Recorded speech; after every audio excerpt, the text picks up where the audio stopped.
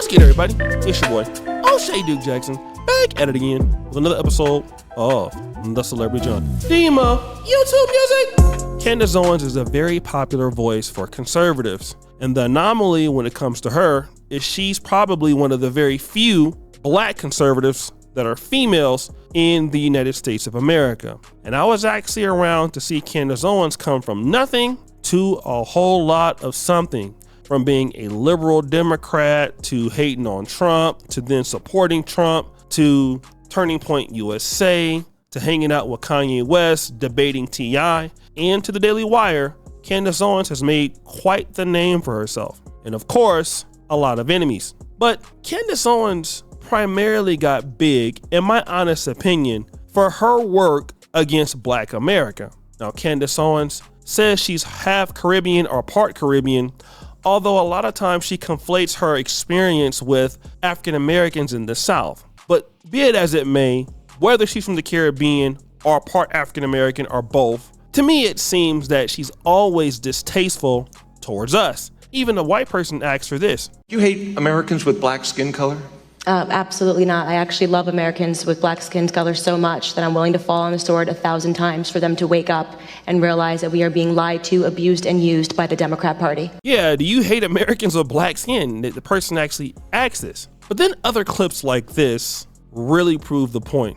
It's a broken culture, it's a broken society, and hip hop is hurting things. But I also want to talk to you about something I've realized. Even if Black Americans are aware and know their history, right? And you can get Black conservatives who understand the history much more, who understand, the ills of the left and what the left has done. But still in that regard, they bring to the conservative side the same bad habits that I was hoping Black conservatives would be abandoning. And what I'm talking about, number one, is conflict resolution.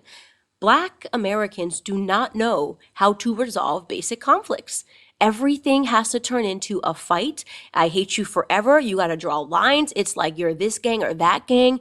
And you still see it happening in politics. In this particular clip, Candace Owens talks about the fact that, black people fight and argue too much. They don't have conflict resolution skills. And she noticed that as black people were leaving the Democratic Party and coming into the conservative movement like Blaxit or Turning Point USA, they also had the same issues they had in Black America. Still can't get along, still no resolution skills amongst them. This is going to come back to hurt Candace Owens later on in the podcast. Fast forward, Demo! So as we know, she took a job at the Daily Wire. The Daily Wire is at least part owned by Mr. Ben Shapiro. And at first, everything was going well because on the Daily Wire, Candace Owens was allowed to do what she does best. Talk about American politics and the left in general, but black people in particular. And of course, the African American community was insulted time and time and time again. For the Daily Wire, it was great. You had a black person saying what the white or Jewish conservatives most likely could not say. And then again, it got a lot of views because she's very polarizing. She was even suspended from YouTube or got community guideline strikes. And again, this is the same Daily Wire that had just pearly things. Again, that's kind of what they like to do. They're like very polarizing people that say a lot of things that are offensive until it offends their particular group. Rewind, Nemo! Candace Owens really took a stance against the war in Israel and did not want the American government to send more weapons over there, and sometimes took the side of Gaza with some of the people that were dying over there. And then she got into it with a lot of people, such as Rabbi Barclay. And that's how this clip came about. You don't know what a rabbi does. You don't know our theology. How dare you call him an unholy rabbi? How dare you go into the misogynistic, the anti-Semitic trope of his hag daughter, something used throughout the late 18th and early through the early 20th century. Sorry, hag is now anti-Semitic? So that is a term of his hag daughter that goes back into the witches of Eastern Europe. Why did you have to call her a hag daughter? Just to be clear, because she's a witch. I think she's a witch. That's not because she's Jewish.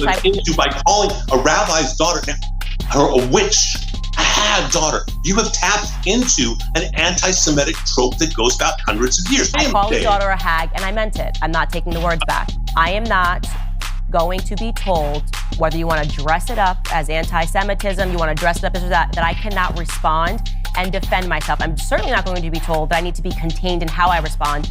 Now, with that being said, Candace Owens was going back and forth with Ben Shapiro, and this will kind of explain what was happening the entire time. News breaks this morning from the Daily Wire CEO Jeremy Boring. He tweets, quote, Daily Wire and Candace Owens have ended their relationship. So this comes after a lot of internal consternation between Candace Owens and Ben Shapiro that has exploded in the open after October the 7th.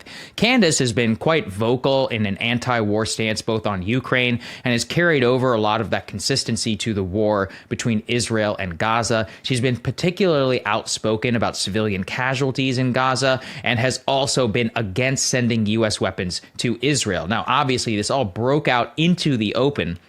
You'll recall a few months ago when Ben Shapiro was asked on camera and called her comments about Israel, quote, disgraceful.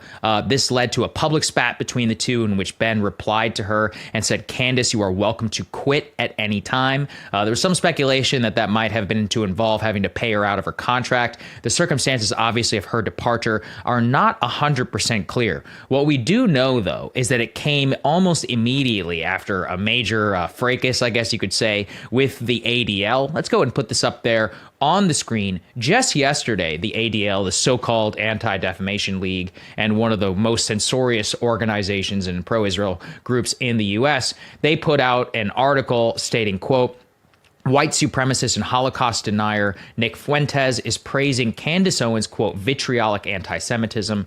It is hardly surprising, but it does set off alarm bells. When bigoted people come together to push an anti-Semitic agenda, it adds fuel to the fire. So Candace replied to this. She says, quote, I do not know Nick Fuentes. You already know that. What I do know is that everyone can see what you guys are doing to me. Your pattern is well established and the world is waking up against it. My crime is having stood up for myself against your network of smears. Shout out to Breaking Point's YouTube channel for that explanation. So now Candace Owens is out. She's going around talking about how free she is. But really, there is no freedom. Candace Owens learned a very important lesson. First of all, it is okay if you talk about the African American community or even certain people that are white liberals or even Steven Crowder who had a problem with his wife. That's okay.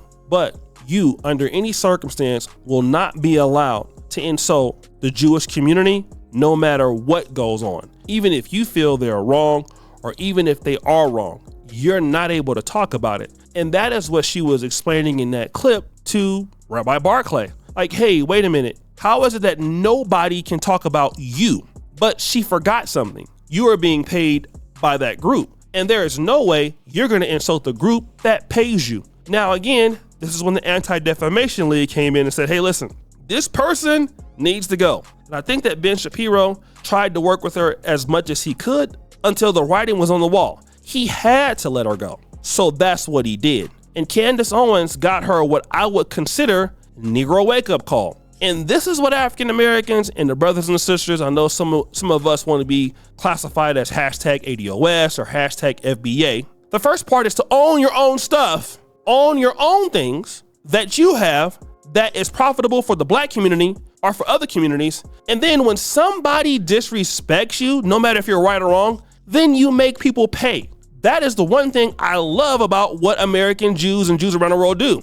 Doesn't matter what you feel about it or what we feel about it. It's what they do. All groups do that. The Arabs do it. Everybody does it. Listen, we own X, Y, and Z. We're going to pay you to do X, Y, and Z. But Candace Owens, you think you're bigger or better than somebody. No, see, what they thought was she was going to fall in line. And maybe she will the next time. But you know what's going to happen also to her? She's going to get blocked by a lot of conservative groups that are also Jewish. Hey, Rupert Murdoch owns Fox News. Now, from what I understand, Rupert Murdoch is not Jewish, okay, from what I understand. But he is very supportive of conservative Jewish communities, very much so, all right?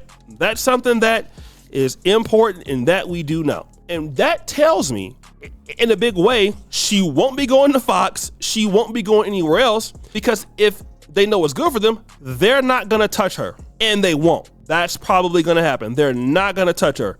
And what she's going to find out is who really likes her. A lot of whites, the white conservatives, will be turning their backs on Candace Owens because, hey, you're not going to go against, the hand that feeds you. And this is something the black communities understand. Working together as a group, creating your own economical systems as a group, right? And having power as a group will allow you to make people fall in line. And when they don't, they'll be blocked from everywhere they go. Don't gotta like it, don't gotta agree with it.